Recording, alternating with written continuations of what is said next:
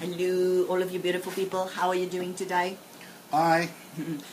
We're doing very well. It's a nice day. It's a little hot. Today we're going to be making our depression video, which everybody has been waiting for a long time. And if we have some time left, we'll most probably continue on into the addiction video. Okay, so let's start with depression. How do you want to talk about the little man first, or do you want to talk about medicine? We didn't plan this video, okay? We're just going to talk about it, give you the information, and the mind will trigger as we go. Because if we try and make it too step by step, then we forget everything you want to say. So I'm just going to ask him questions and he'll reply. Now, sometimes addictions are very hard to separate from the mechanisms that cause depression. So if we get kind of sidetracked from the one into the other, please excuse us. Okay, so first of all, okay, I would firstly say depression is not something that you have to be ashamed of. A lot of people don't talk about it. There's a lot more people that's actually depressed. Okay, here's two things. Well, let's go from addiction as well, talk about addiction as well as depression, okay? The fact that a person is an alcoholic, okay, and goes to AA doesn't make him any different than people out there that's alcoholics that don't go to AA. There's a lot of alcoholics out there that function, they call, what do they call them, dry alcoholics or whatever are they called? People who function... Functional alcoholics, okay? So there's a lot of people that drink that really don't have control over alcohol, which makes them alcoholics, but they just don't go to AA, and they, you know, and that can continue on for years before they actually hit rock bottom, but everybody will eventually do the same thing. So the same thing is with depression. Out of everybody that gets help, okay, there's a lot of people out there that is depressed that doesn't even know that they're depressed, which is kind of a good thing on the one hand, because if you go to the doctor, he's just going to put you on the same medication, right? So the first thing is I get contacted by a lot of people, obviously, with depression, because everybody's been messaging me about this video, right? So, and everybody's on different medications. But let's just first talk about the medications and what they do. There's two types of medications, right? And what we'll do, my poor husband will get a second to talk in a minute. I know he's like doing that thing, he wants to talk, okay? There's two classifications of medications, and what we'll do is maybe do a list of, well, maybe the idiot box or a list of the medications in the down bar, so that you guys can recognize some of the medications, because a lot of you are on them and don't know under which category they fall. So, two types of medications for depression. well, two common families. I mean, there are a lot of others too, but the two main classes. The first class that doctors would like to give you for everything from a sore toe to PMS is the SSRIs. Prozac is probably the most well-known among those, and the other much more rarely prescribed one is an NDRI, a norepinephrine dopamine reuptake inhibitor. Like Wellbutrin is the most, well, it's pretty much the only one around here. Now, what do they do? Yeah. Okay, and do they get it in Canada? Yes, that's pretty much everywhere, I think. The Wellbutrin. Yes. Okay. Now, what do these things do to you? Okay, so we should maybe talk a little bit about neurotransmitters. I mean, what is serotonin? What is dopamine? What is norepinephrine? They are the most well-known neurotransmitters in the brain, and let's just say, okay, serotonin is the one that supposedly makes you satisfied. I mean, so in fact, well, I would say SSRIs that boost serotonin, they don't make you feel better, but you don't give a shit about the fact that you feel like crap. Okay, so just remember the word satisfaction, because when we discuss depression a little bit later on, we are going to explain the whole satisfaction thing, okay, and where depression comes in and why it happens. So just keep in mind the little word satisfaction. So basically what the medication is you're doing stuff in your life, you're not feeling satisfied by it, it doesn't bring you joy, so the pill is supposed to give you satisfaction even if you do shit all, okay? It helps you cope. It helps you cope with your daily, but okay. it's the satisfaction that kind of is supposed to make you not feel depressed. However, what's the side effects of this stuff? Okay. How does it work? Okay.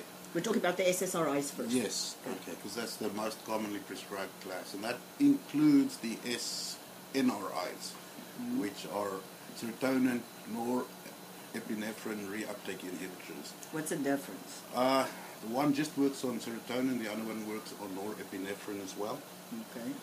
And, well, they basically So have are the those same like side effects. Are those two chemicals in your brain? Like serotonin, is it like a chemical in your brain, or is it a hormone, or what kind of thing It's is a it? neurotransmitter, it's a chemical in your brain. Okay, and that thing does what? What's it supposed to do if you have enough of it? Well, it's more a matter of balance. Okay.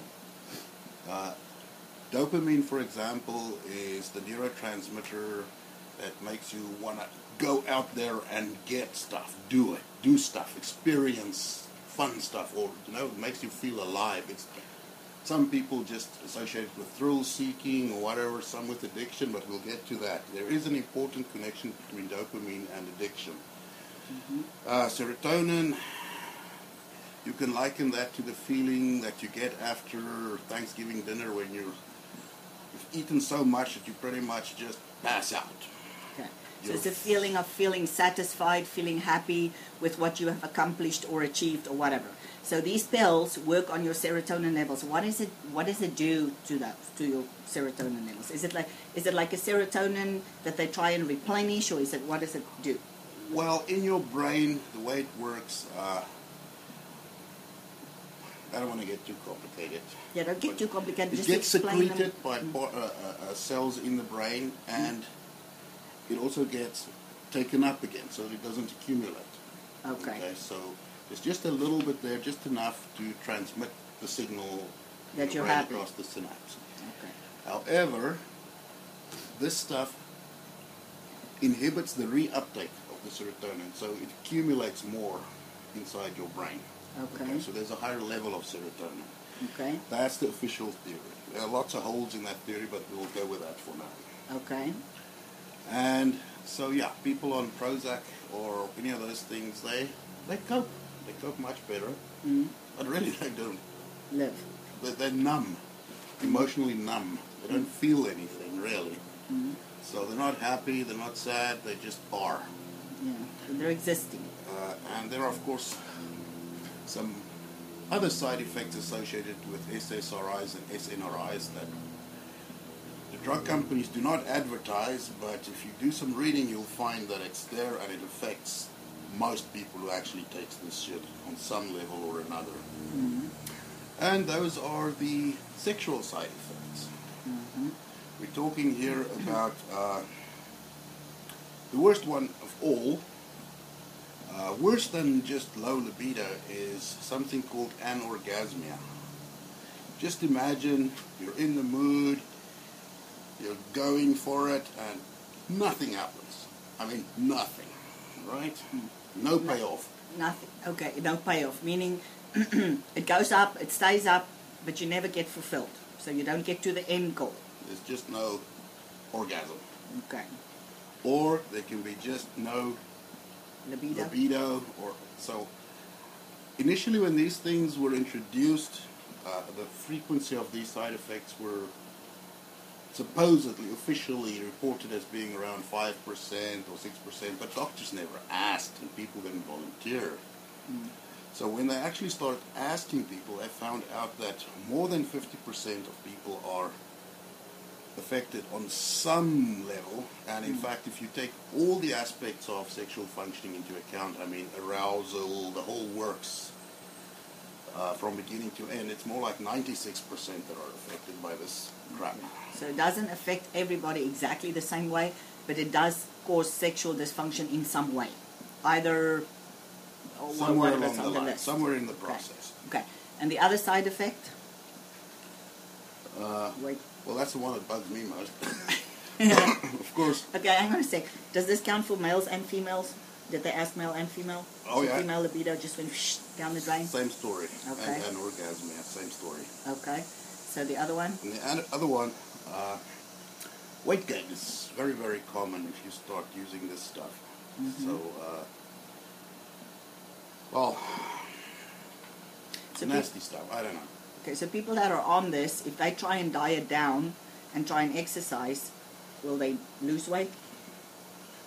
Well, they can, but it'll be much harder because it affects their appetite and their whole metabolism.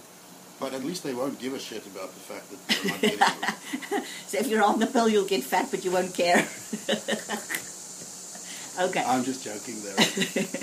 Okay, so the Wellbutrin, now that's another class. So the Wellbutrin is, that supposedly does for dopamine and norepinephrine what SSRIs do for serotonin in your brain. It increases the dopamine and the norepinephrine levels. Now, there's another name for epinephrine, or norepinephrine is just a slightly modified form of epinephrine, and epinephrine is also known as adrenaline. So now you have a better idea of what it does. Okay. So it makes you feel good.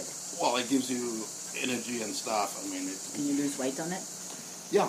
Mm-hmm. Oh yeah, sure. Yes, you actually. So it boosts your metabolism, increases your energy levels. Yeah, you can think of it like that. Okay. So if anything, you would rather go, if you have to go on a pill, you would rather go on the Wellbutrin than on anything else. So why, if the Wellbutrin has so many less side effects and so many better side effects, why would doctors rather prescribe all the other crap than do the Wellbutrin? And that's the first question. And the second question is, how does it affect your libido? Well, once again, people are all different. I mean, there are people that are on some strange medications that should kill anybody's libido, and they are horny as hell. And so there are always weird people that respond differently, but often Wellbutrin is prescribed to help with the side effects of the SSRIs. So they prescribe them together. So the one Well, can often counter. they will. Once people start bitching and complaining about the SSRI side effects, they might switch them to Wellbutrin or add. or add it on. Now, once again, not particularly effective in most cases. It might help some people, but I mean, it's like, yeah, I don't know. Okay. So let's go with the. But Oh, sorry. Wellbutrin is actually a very nice weight loss drug too. Now you can see everybody watches the videos. They're going to go, "Oh, I'm depressed. I need Wellbutrin." No, I'm just saying that. But still, bottom line is it helps you cope better. It doesn't make you feel happy or anything. You might be able to sleep better on some of these medications, and lack of or inability to get good sleep is a sign of depression. That's certainly not helping. But in the end, yeah, all these things will help you cope, but they don't make you better at all. Okay. Yeah. They just. Some of them might make you just oblivious of the fact that you're feeling like crap, and some of them make you not care about that fact. Okay. In some cases, you don't even know you're feeling like crap anymore. Yeah, and it's a kind of a downward spiral. So, how does depression start? What happens in your brain? How do you go from being a kind of a happy person?